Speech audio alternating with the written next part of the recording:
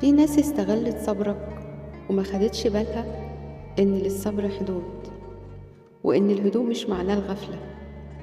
وفي ناس افتكرت هدوءك ده ضعف وما فهمتش إن اللي عارف وجعه عارف يتحكم في نفسه. السلام عليكم ورحمة الله وبركاته. القوة والصبر لما بيجتمعوا بيبقوا هبة للإنسان، والهبة لا بنعرف نشرحها ولا حتى نوصفها، الهبة بنحسها. القوة الحقيقية هي إنك تفضل واقف بعد ما اتاخدت منك حاجات كتير جدا كنت فاكرها عمر، وبعد ما ناس كنت مأمن لهم ومديهم ظهرك سابوك في نص الطريق. واوعى تخلي وجعك مهما كان يحولك للنسخة القاسية. بالعكس، انت تصبر، والصبر مش انك تسكت وخلاص، ولا انك تقبل الظلم، ولا انك حتى تتعود على القلة. الصبر لازم يكون قرار واعي نابع من جواك، وانك ما تكسرش نفسك تاني وانت بتعدي الطريق من اول وجديد. في لحظات كنت محتاج فيها تصرخ لكن اخترت الهدوء، وده برضو مش ضعف منك، ده حكمة، وحكمة قوية جدا. كنت تقدر ترد، كنت تقدر تفتح، كنت تقدر كمان تواجه، لكن لأ، انت فهمت ان مش كل معركة تستاهل تدخلها بقلبك. والصبر الحقيقي انك تستحمل وانت قادر من جواك تمشي وتكمل، وانت فاهم ان الطريق لسه طويل، وان الاستعجال بيضيع اكتر ما بيكسبك. زي الحصان دايما واقف بثبات، حاسس بكل حاجة حواليه، لكن مش متوتر ولا مندفع، لكنه جاهز في أي وقت إنه يجري ويجري ويجري. والقوة مش في الجري على فكرة، القوة في السيطرة.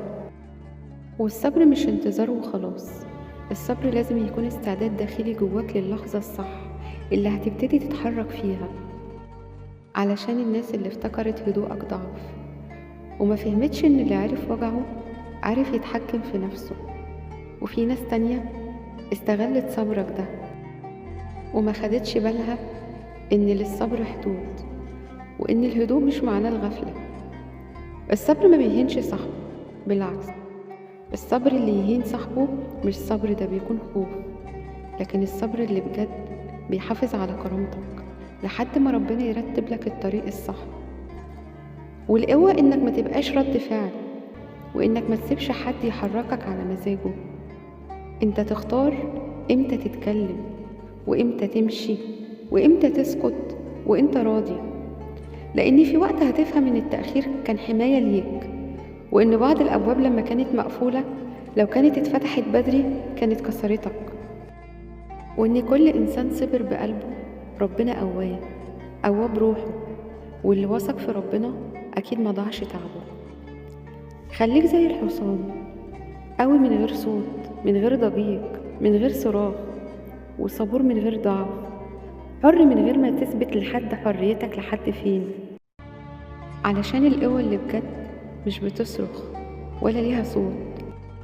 علشان القوة مش انك تكسب وخلاص، القوة انك ما تنكسرش ابدا. ومش كل اللي سكت تعب، في سكوت اتولد من وعي، اتولد من خوف. والصبر الحقيقي مش من انتظار، الصبر موقف انك تفضل دايما واقف وانت تعبان وبتتألم، وما تفرطش في نفسك ابدا.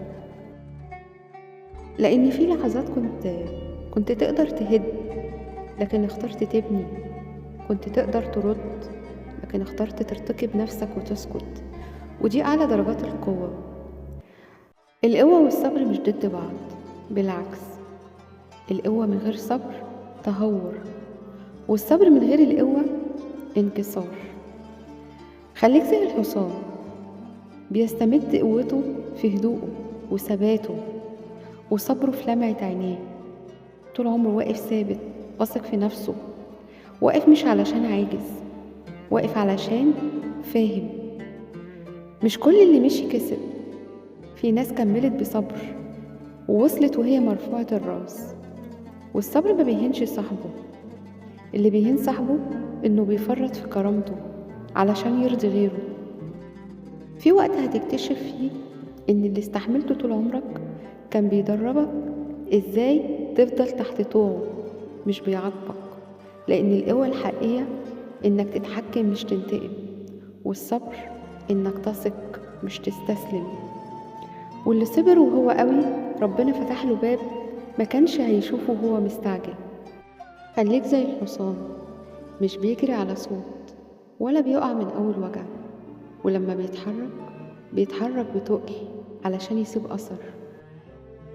ودايما خليك فاكر إن القوة مش في إنك تستعجل النصر، ولا في إنك حتى ترفع صوتك علشان تتحس. القوة بتكون في الصبر. خليك ثابت، الصبر مش بيكسر، الصبر بيكمل. ودي كانت لمسة روح. كنت معاكم سحر علي، والسلام عليكم ورحمة الله وبركاته.